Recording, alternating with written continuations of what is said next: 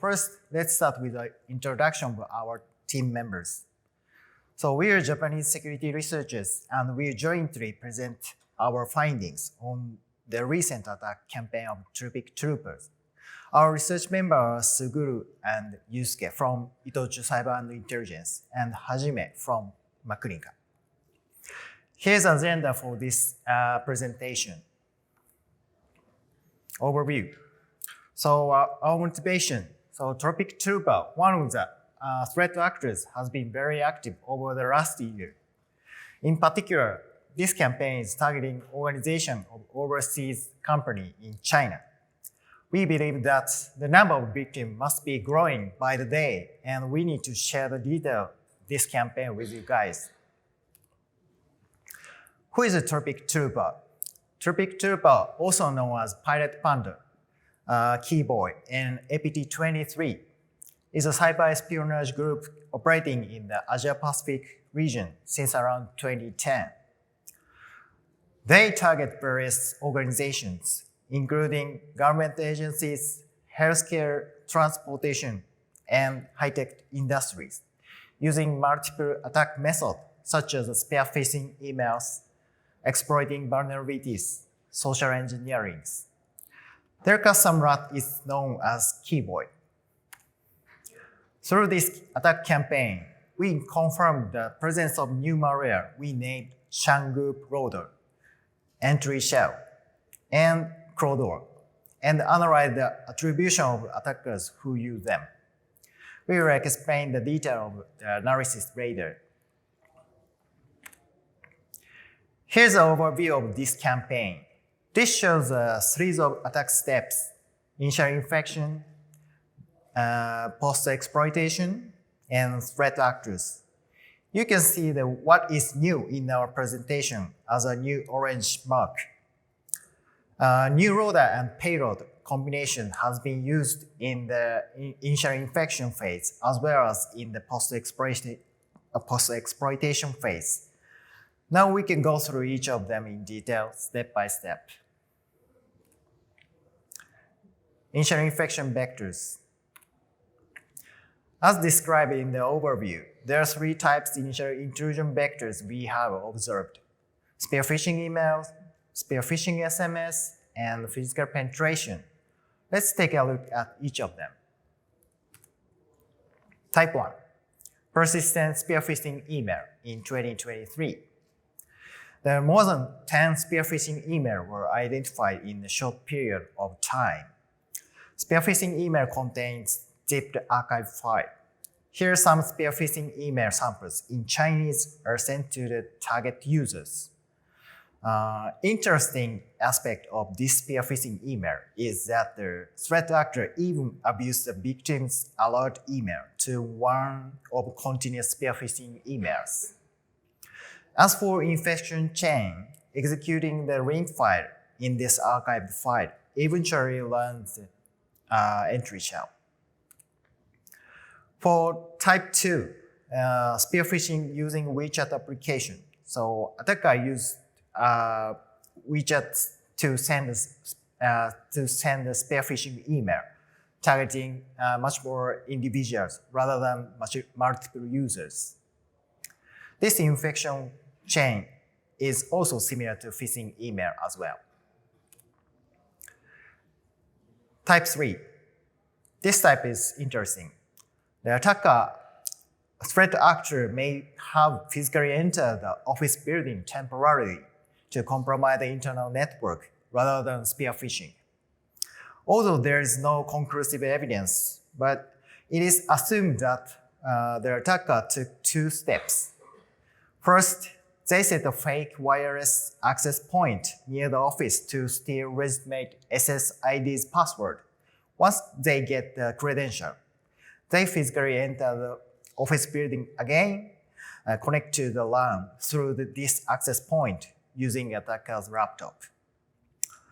Finally, the Tropic Trooper set and executed the covert strike beacon through Xiangoop Loader on the compromised host. We've also heard the suspicious wireless access point was actually activated and then disappeared one day. We had good fortune to observe the Tropic Trooper's activity that proved our assumption of Type 3 attack.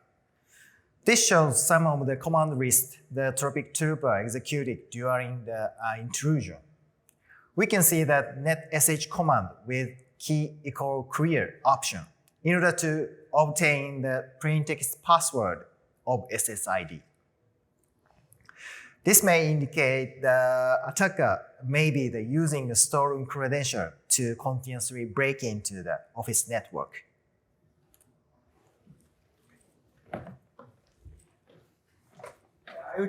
I will talk about the Xiangoop Loader. First, I would like to explain why we named the Xiangoop for this Trojanized loader module. One day, we had an opportunity to obtain an artifact that is including the PDB file. It's probably due to the attacker's mistake. We picked up two specific words from the path of the developer environment, Xianmu and Goop date. Then we named Xiangoop from the combination of those two words. We focused on hunting the similar malware from the end of 2022 to August 2023. We collected more than 200 samples, including Xiangoop Loader and its related artifacts, and classified the Xiangoop Loader into the 6 variants based on those characteristics. I will provide the details of each variant.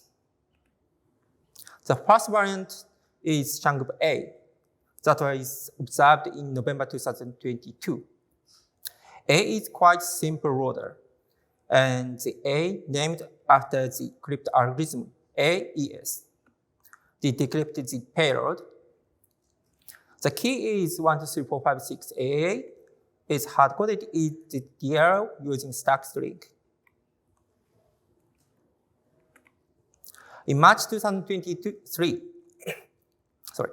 we observed a next variant AJ. AJ is almost the same, the variant A, but the difference is the huge junk code.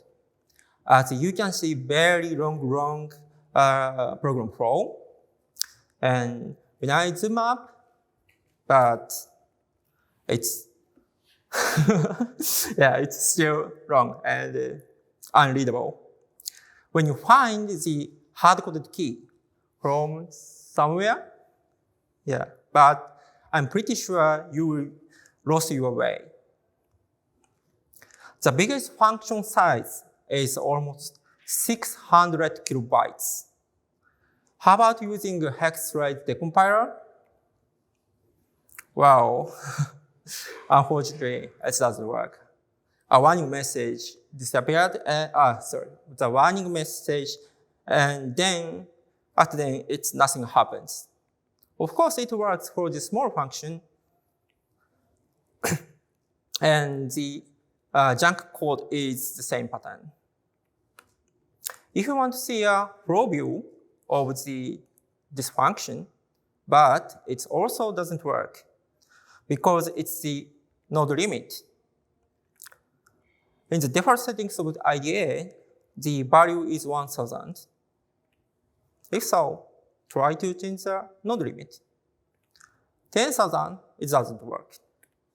20,000, it also doesn't work. And I set it to the 30,000, it seems to be processing, and finally, it works. But I have to wait for the several 10 minutes.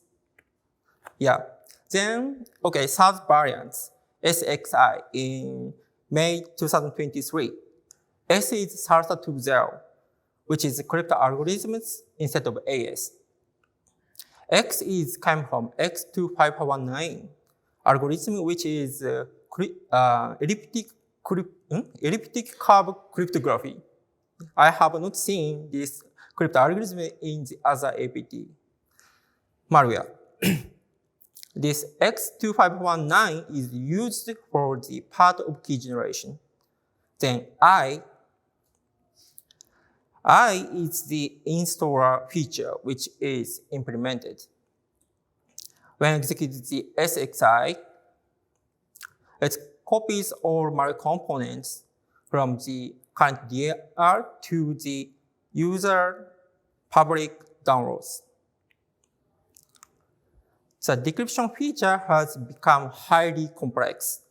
First step is key generation. The algorithms are X2519 and H-SALSA20 twice using hard-coded key 1 and key 2 from DLL and 16 null bytes and another value from the blob to generate gen key 3, which is the main key of the SALSA20.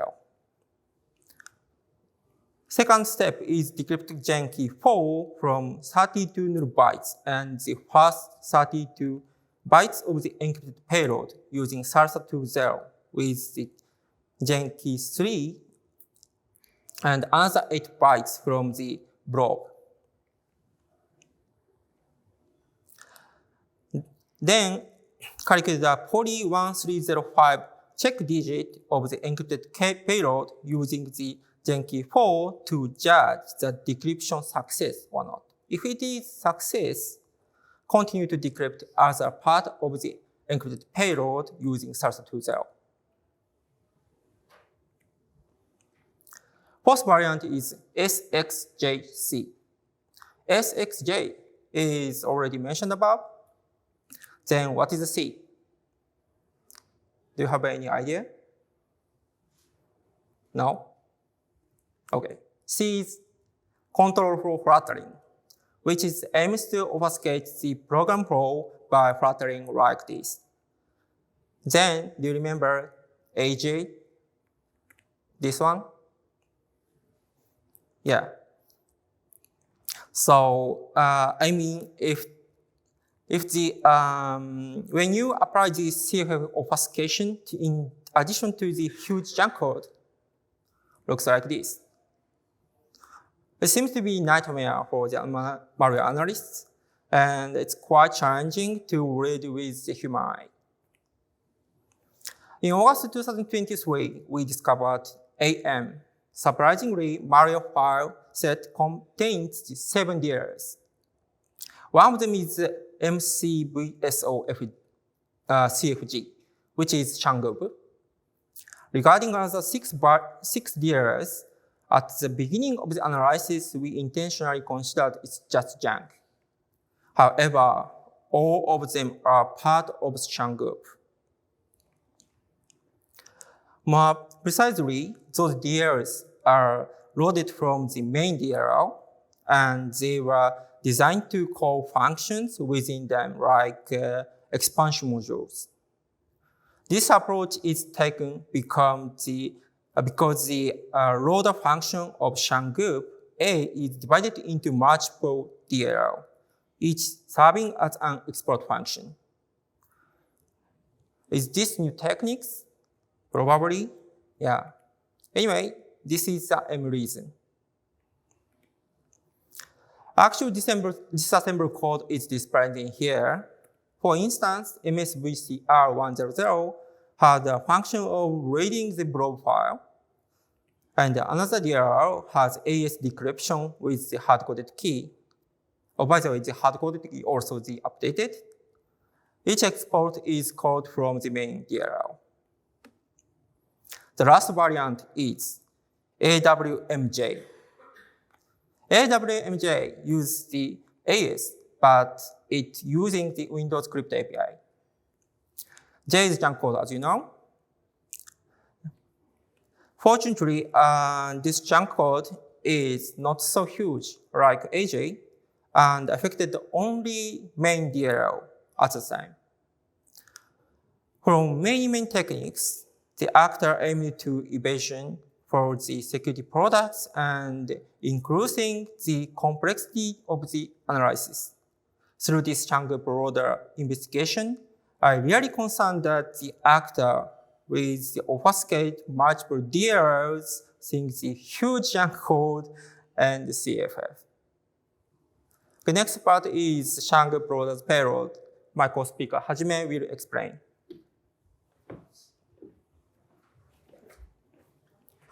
Hi there. I will talk about payloads. First, Xiangoop Loader's payload is Covert Strike Beacon. That is most often used during Tropic Trooper campaign. This is showing config of Covert Strike Beacon. We found a few points. The config is always encoded with XOR 0x2e. It's a characteristic of version 4. Watermark is always 520, and the non-standard port like 8443 is preferred to be used. The other values like user agent are changed to various samples. The next Xiangoop Loader's payload is EntryShell. EntryShell is variant and updated version of KeyBoy. KeyBoy was first reported by Rapid 7 at 2013 and has been recognized as a proprietary payload of Tropic Trooper. And EntryShell is compiled as work DLL and has only one export function, DLL entry. This DLL entry is the source of naming. And the picture at right bottom shows ERA scanning result of process memory that EntryShell is running.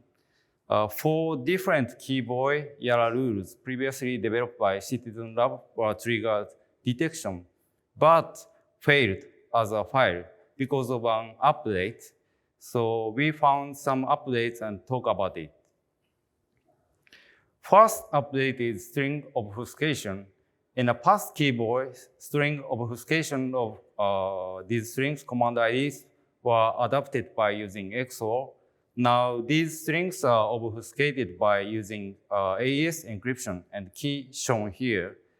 We analyzed some samples and this AES implementation and key is consistent. Next update is config. Now, previously KeyBoy config was stored on a separated file, but now embedded on the payload and able to be dynamically updated by change CFG request from C2. And as like previous KeyBoy, config is encoded by using a unique algorithm, not using XOR. The point of decoding now is using N and left shift with counter value 7. The decoded config field is shown at bottom. Now EntryShell has 3 additional fields related to proxy. Next update is C2 traffic. C2 traffic of EntryShell is encrypted using AES. First, EntryShell connects to C2 server, then C2 server returns 8 bytes value. In this case, 0C75D92D.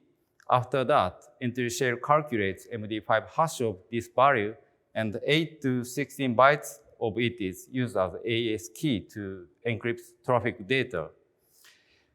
And then EntryShell sends same 8 bytes value back to C2, and additional encrypted data structure is length of encrypted and decrypted strings with encrypted data. As an initial beacon, EntryShell sends same data as before. Campaign ID and version identifier is updated. This version identifier is consistent through 2022 to 23. This is the EntryShell's header code and command ID. These are almost same as the previous KeyBoy. We found a new message CFG _error related to config dynamic update, and command ID, previous file manager, is changed to computer. This is the last update. Both decompiled codes showing subroutine function that decrypts command ID strings. Code of 2022 shows just 75 lines of code. This is left. And the code of 23 shows about 2,000 lines of code. As like Xiangoop Loader, Tropic Trooper start using junk code on memory payload for anti-analysis. This is a wrap-up KeyBoy update. Next is last payload, Crowdor. This is today's main dish of payloads. Crowdor is named after famous sparrows, actors Sparrowdor, because we think this is a variant of Sparrowdor. We will share some findings that are the same or very similar to Sparrowdor here. Also, why we talk about Crowdor in this Tropic Trooper session is because we found this Crowdor malware is written to the victim disk just about 30 minutes after Tropic Trooper intrusion to the victim company, and as one of post-compromise tool. This is a Crowdor's loader. This is different from Xiangoop. And this is known as a type of multi-DL side loading. First, legitimate winstore.exe is executed. Then it loads legitimate SQLite3 DLL. Then it loads data state DLL. One export function of it is modified to load data STDLL. Data STDL is loader DLL that is encrypted winstore file and decrypted payload with RC4. Next on memory, there appears loader shellcode, and this shellcode starts Crowdor on memory. The interesting finding here is this loader shellcode matched against Yara rule written by NCSC to detect loader for Sparrowdor. In addition, this loader shellcode, the byte is completely same as a Sparrowdor's. After Crowdor is started, it changes action by argument or switch condition similar to Sparrowdor. First, when there's no command argument, it set persistence by registry run key or service and restart malware. At the next launch, it follows three conditions, 0, 1, and 2. In the sample we found, after persistence is set, switch 1 is passed and backdoor is injected to legitimate color cpl.exe, and then backdoor interpreter is called. These four patterns are very similar to Sparrowdor's -IKD switch. And this is config of Crowdor and is hard-coded on the sample without obfuscation. Top of config is C2 server address, and 2 byte fields at bottom are the values of connection method, port number, and number of retries to C2 connection. And this is a C2 traffic of Crowdor. C2 communication is done with TCP socket connection, and data is encrypted with RC4 with 2 different keys. Packet data shown here is the initial connection packet sent from Crowdor. And encrypted packet is separated by initial 16 bytes and the rest. The initial 16 bytes data is encrypted with a sample hard-coded RC4 key, same as loader. And decrypted data is separated by 4 bytes, the random key and command ID, and the data length. The rest of data is decrypted by using a random key, top 4 bytes. And this table is the command ID of Crowdor. Once the initial connection to C2 server is established with command ID last 2 digits 35, then Crowdor receives command IDs last 2 digits 36 to send basic victim information. After that, Crowdor does these actions based on command request from C2 server. Command IDs are implemented sequentially using a number and simplified compared to spiral door. In the next slide, I will talk about detailed comparison of spiral door and crowd door. This is a decompiled code comparison of spiral door and crowd door at the same command where create directory, rename file, delete file operation. Interestingly, these three implementations are sequentially implemented.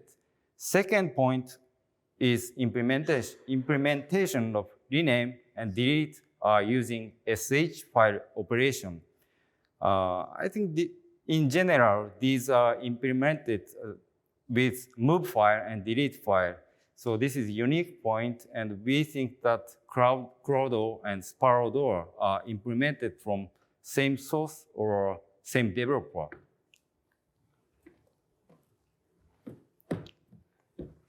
Next is the attribution. Before describing the attribution, we will review this campaign.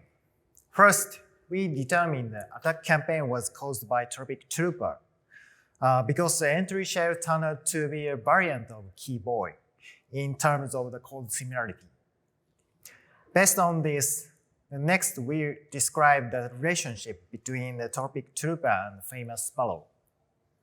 The crawler used by Famous Sparrow has been created around 30 minutes after EntryShell was executing on the specific victim host in this Tropic Trooper's campaign. From these series of activities, we first discovered that the Tropic Trooper and the Famous Sparrow may be the closely related in the operations, or they could be one group. The next slide mention that they're malware developers. In fact, you can see the common developer name, Joker, left in the PDB file and attached link files. This means that we can assume that username Joker is one of the developers in Tropic Trooper. Conclusions. Now we will summarize the presentation. We have described Tropic Trooper's recent attack campaign through 2023 and outlined the campaign, including the initial vector, the detailed analysis of load and payload, and threat actors attribution. Please keep in mind not only malware infected by spear phishing, but also physical penetration by them actually happen. In addition, we introduced new malwares and characteristics of them, Xiangoop Loader and its transition to become anti-analysis such as a variety of encryption algorithms, junk code, and CFF. New feature of EntryShell, a variant of KeyBoy, update the command ID and its similar anti-analysis features as well. Detailed analysis of Crawler in relation to the Famous Sparrow and comparison with Spiral Door. Finally, we have observed the updated version of Xiangoop Loader we haven't mentioned in this presentation last week. In other words, Tropic Trooper is still very active, and you guys need to pay attention for this campaign. Okay, we have a few minutes left in this presentation. So one thing I'd like to share the bonus slide with you guys in this room at the TFP lab. Okay, here's one interesting tool we have observed in the post-exploitation phase. GoToHTTP is one of the remote access tools which can easily control hosts by mobile device, such as Android and iOS. The attacker attempted to maintain a connection to the compromised host in a very simple way. They just input the computer ID and access code. This tool was generally quite unrecognized. Furthermore, this is the first time GoToHTTP has used by the threat actor. Okay, thank you for listening to our presentation. Great, thank you very much.